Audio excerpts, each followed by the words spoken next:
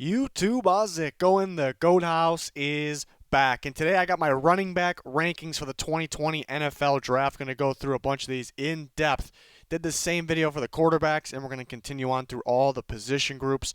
A lot of NFL Draft coverage on the channel, plenty more to come, and actually we'll be live on draft day, day one of the NFL Draft, right here on YouTube, April 23rd. Instant prediction, reaction, analysis, all of it. We got you covered. Recent mock draft up on the channel, 3 rounds, bunch of trades. Check it out. We have 2 channels, the Goat House and the Goat House Plus. We have a Twitter fan voted mock draft going on there, and always talking football, answering any questions. We'll cover the draft throughout the later rounds on there as well. Any link that you need, you will find in the description or the comments, along with our podcast. 7 episodes out on Apple and Spotify. We'll actually also have some live streams leading up to the draft, so turn those notifications on. For the running backs, let's start with who wins each of these categories. So day one impact, the most pro-ready, whatever you want to call it, Clyde Edwards-HELAIRE actually leads that because total package running back, and he's going to be involved in pretty much every phase, catching the ball out of the backfield, catching the ball downfield on top of his running ability. Vision to me is J.K. Dobbins, which I'd actually say it's maybe a little risky putting him under vision because he had some giant lanes and holes at Ohio State. So you kind of got to, and very consistently did they open up those holes, but you kind of got to dive in there and check out, when he didn't. Was he able to still see that hole and hit the hole? And I think vision is a very important trait, too, and I see it. He has it. He always finds the hole no matter where it's at, and always finds the lanes after he hits the hole as well. Elusiveness is going to go to Jonathan Taylor. There's a lot of guys you can argue, but that's one of Taylor's strengths. Knows how to avoid the defenders, whether it's breaking the tackle, using his feet, using the juke move, and just, kind of surprised how many tackles he does break, too. You expect maybe a bigger body guy he would be, but, very elusive. Power is actually going to be Antonio Gibson, though, and a guy that hasn't had a whole bunch of reps at running back. We've seen him at receiver and running back, and that makes it that much more impressive. He actually, out of his carries, he had 48% of them he broke a tackle. On 48% of those carries, he broke a tackle. And in the ballpark of that, in terms of after the catch, after he catches the ball, breaks a tackle that many times, he's that successful, and you watch the tape, and you see him dragging defenders at times, so super impressive, a lot of power with him, and balance is definitely, this is an easy one, it's definitely J.K. Dobbins. The footwork, the balance, the control, ridiculous. Sometimes the way he moves his feet is just unbelievable. It's almost like his feet are his eyes at one point. His eyes are looking one way, the feet are looking another. You can't really tell what he's going to do. Just insane control. Receiving ability, a couple guys that can catch the ball pretty well, but Edwards-HELAIRE is the obvious choice for this. The hands, but mainly the route running stands out. Looks like a receiver in terms of his routes in the backfield, downfield. Excellent receiving ability. Speed's actually Anthony McFarland Jr. The 40-yard dashes may say otherwise, but the tape in terms of long speed is what I'm looking at. Home run speed, downfield speed. The tape screams to me Anthony McFarland wins in that category. Deep speed, he's special. Most upside, we talked about Antonio Gibson. He has the most upside because he plays 2 positions. He's still kind of learning running back, doesn't have a whole bunch of reps, but he's a natural there, and that's what's impressive. Sleeper, another guy we talked about, Anthony McFarland. People are really sleeping on him.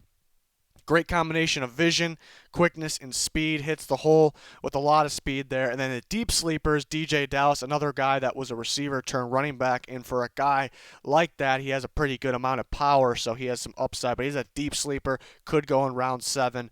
We will see. But on to the rankings. My number 1 running back for the 2020 class. And the interesting thing about this class is really running backs for me, 1 through 6. Like, there is something about them that you could say like that you can make the argument they are running back 1. So 1 through 6 is pretty close.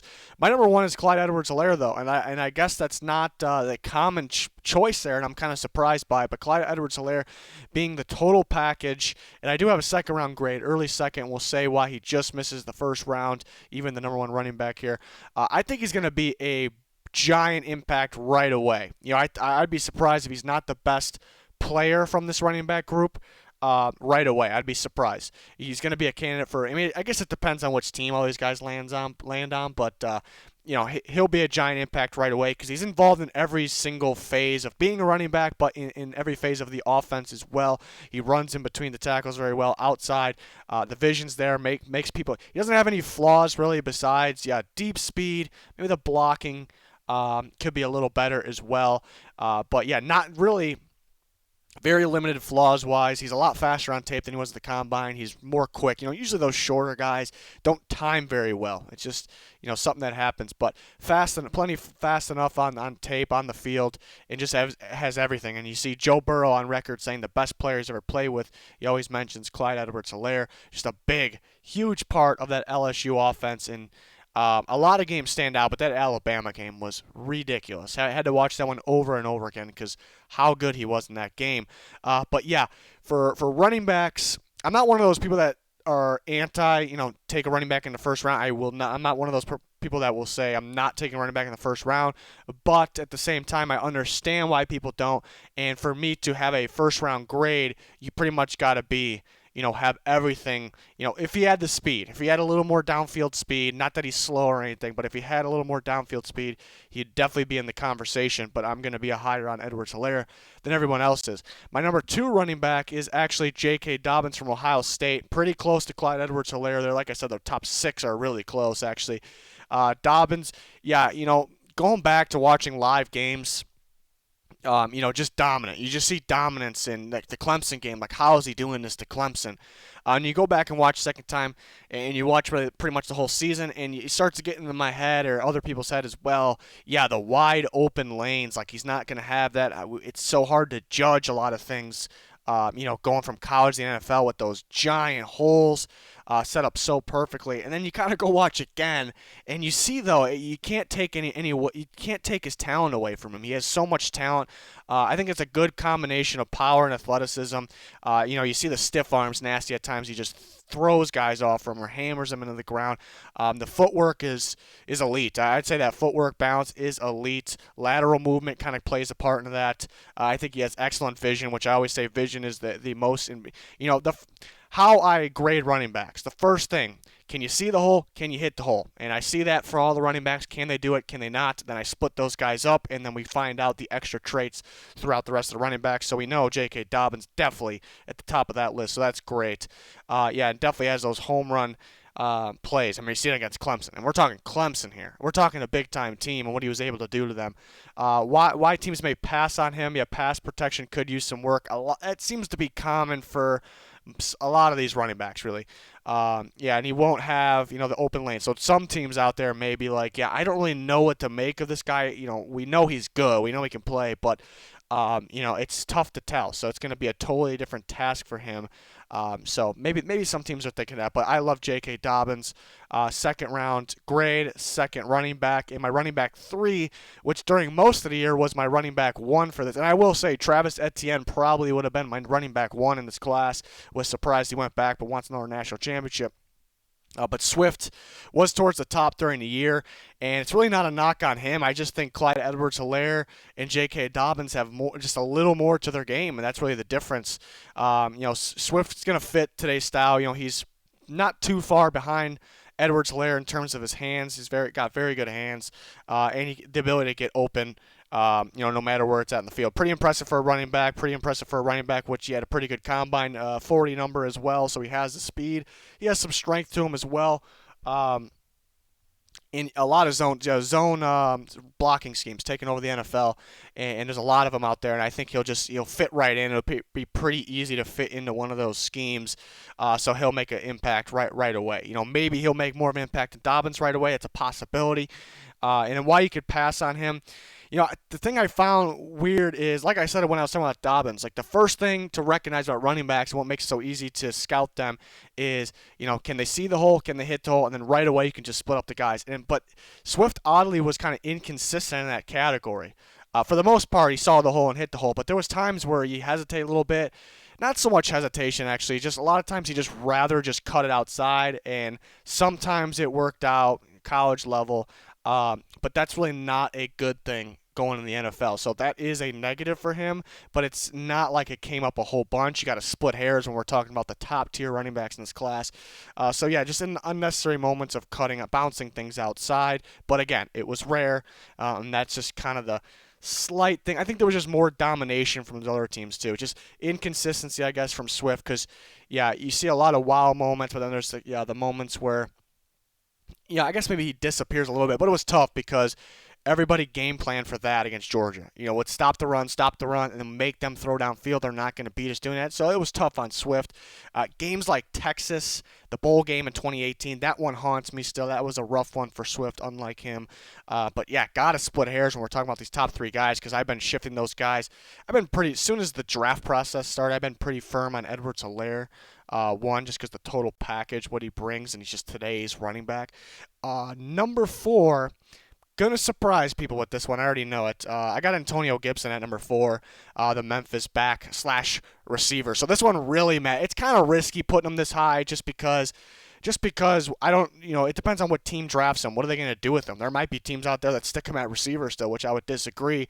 But it is unreal, the combination of the versatility, so he can do different things for you. He's not just like a early down back, and that's what that means. The combination of that, power, we talked about, he breaks tackles, whether he's running or catching the ball, he drags guys, and you see the build on him, the strength and the athleticism. This guy is very athletic, very shifty. He ran a 4.39. The combination of those three things are very, very unheard of. You look at guys like Saquon Barkley. Is he Saquon Barkley? Is he going to be Saquon Barkley? No, but he's got the same build, and he has that same combination, which is ridiculous. We talk about even like the top tier running backs. We knew they were top tier when they were coming out. They're top tier now. There's a lot of guys that did not have that combination. The upside is there because of those things, but mainly because he was a receiver, kind of still transitioning into a running back. He's still not fully a running back yet, but yet you watch the tape, you watch when he gets the carries, he just looks like a natural running back, no hesitation, sees the hole, hits the hole, has the power, speed, athleticism, quickness. And you look at games like Cincinnati, where he got, they played them twice actually. It was the AAC Conference Championship game. He got 11 carries in that game, and 11 times he was in the backfield. 11 times in the backfield, 11 times got the carries. That means he got the ball every single time he was in the backfield. The other reps he was at receiver. So that means the defense knew he was getting the ball, and he just continued to just drag guys or just outplay them. His first carry of that game was a home run hitter too, gone for a touchdown. This is the ultimate upside prospect. If we're talking 5 years down the road and we're saying Antonio Gibson's the best running back from this class, I would not be shocked at all. There's some risk. Where are you going to put him, I guess, lacking the reps. It's not a negative for me, really. Not every team will have a role for him, but the upside for Antonio Gibson is it's pretty ridiculous. Just the ways you'll find ways to use him. Another downside is if you do view him as a receiver, I think he's a day 3 receiver. So I like him a lot for running back. I think he's a day 3 receiver. Combine them both, that makes him even better though. So special prospect here in Antonio Gibson. A guy that I'm going to be higher on than pretty much everyone else. Number 5 is an interesting one. Jonathan Taylor from Wisconsin. Number 5, round 3 grade. You look at the good for him. And he's got the running back traits. He's elusive, vision's there, quickness, speed, home run threat. He's shown domination at times, which is, I guess somewhat rare. But so you have all that. So why is he running back 5? Why is he round 3? The negatives are a little more glaring, a little more concerning than the other running backs. So that does drop him down. If he didn't have the fumbling concern, he could definitely be in contention at running back 1. And like I said in the beginning of the video, 1 through 6, they're all so tight. I can see any of them being the biggest impact at any point throughout their career. But the fumbling concern is pretty major. 15 fumbles lost, but what I look at more importantly is how many times they actually put the ball on the ground because a lot of times you can't control if you get it back or not. It just happens to whether it's offense or defense, kind of just a lucky bounce for the most part. So 18 times on the ground throughout the last 3 years. That would cost more games in the NFL. You look at the amount of games that are tight, so close, coming down to the wire. Is he going to cost them? Is he going to cost them, or do teams think that he's going to cost them? Can they give him the full load? And that kind of brings up the where could come into play early in his career. Not right away, but earlier than the other backs because he's had over 900 carries in college. You look at you look at history, and somebody's bound to break history, and very well with his trades can be Jonathan Taylor. But you look at the past, it just hasn't worked out for those running backs that had that many carries because they started to wear down early on. Not year one, not year two, maybe not even year three, but it starts to kind of haunt those players. The last Pro Bowler that had over 900 carries was Ray Rice. The top tier running backs in the NFL over the last several years have had their college carries way lower than 900. So that is not a major concern. A little bit. The fumbling scares me. But again, he has running back one traits. Needs the right team, limited role. He'll have that big play, wow moments. He will have those, and that's why he's still this high. Because it's almost tempting to drop him lower because those concerns are pretty major.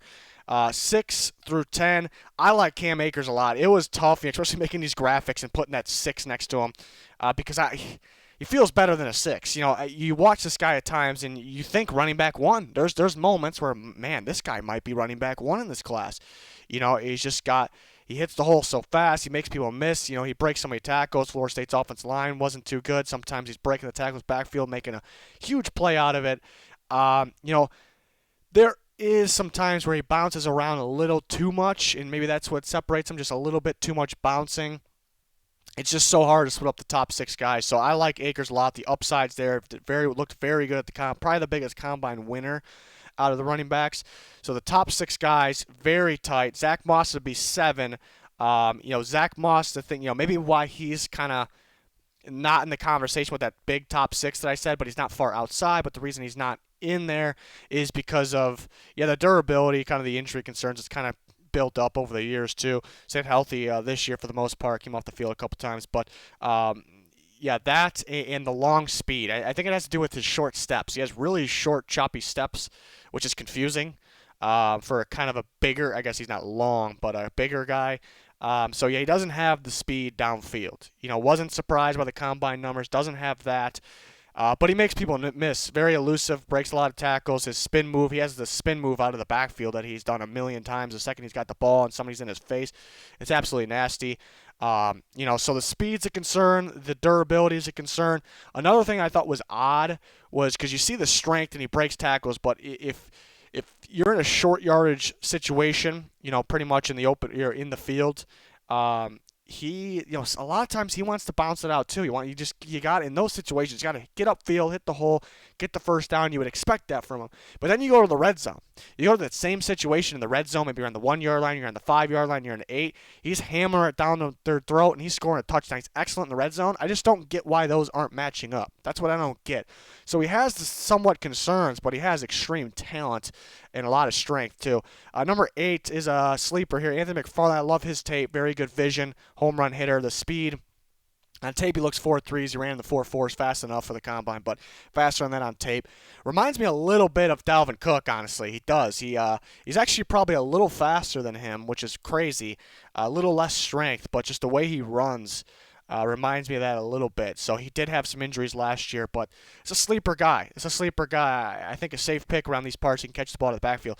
Keyshawn Vaughn, I think, is another sleeper right there with Anthony McFarland because no one's really talking about him. He was very productive these last 2 years at Vanderbilt. Last year we thought he may come out, and there was a rumor that he got a second-round grade from a scout or the recommendation of going, he could go out because he had a second-round grade, and his thinking was, I'm going to be a first-round guy if I go back. And I love the confidence, love that. Obviously it didn't work out, but it's not like a surprise or anything, but I love that about him. And the talent didn't just go away. He didn't have the best talent around him. He has, he has a lot of strength. He hits the hole. He has the vision. So I do like Vaughn. He's definitely a sleeper. I wonder what would have happened if he came out last year. Benjamin's number 10, and then talk about last year, 2018 tape was definitely better than 2019. The 2018 tape looks like we're talking about him with the big 6 in this group. We're talking about him in that big running back part of the group. He took a little step down last year, just had those bigger moments, just looked a little more fluid last year, and had racked up a little bit of the fumbles this year. He had a crucial one I think it was the Oregon State game. Yeah, the Oregon State game late. They just kept putting the ball in his hands, kept feeding him. We're going to win this game here, and he had a bad fumble there. Unfortunate fumble, I should say. So a little better last year, but I still like him. I like the upside. He has it in him, so he is number 10. And there's a bunch of guys that just missed the top 10 list, guys like Darrington Evans.